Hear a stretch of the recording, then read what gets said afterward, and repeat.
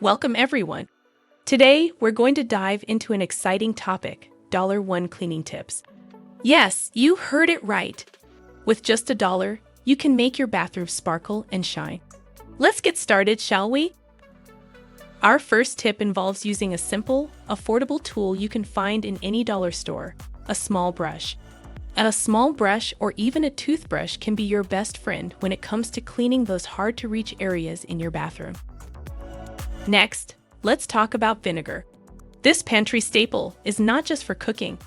It's a natural, non-toxic cleaner that can effectively remove soap scum and hard water stains. And guess what?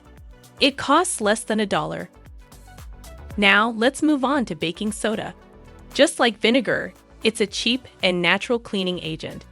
When mixed with water, it creates a paste that can easily scrub away grime and dirt. Our last tip involves organizing your bathroom. You'd be surprised how much $1 can do. Small storage containers from the dollar store can help you declutter and organize your bathroom essentials. So there you have it. Bathroom deep cleaning and organizing doesn't have to break the bank. With just $1 and some creativity, you can have a clean and organized bathroom. Thanks for watching and see you in the next video.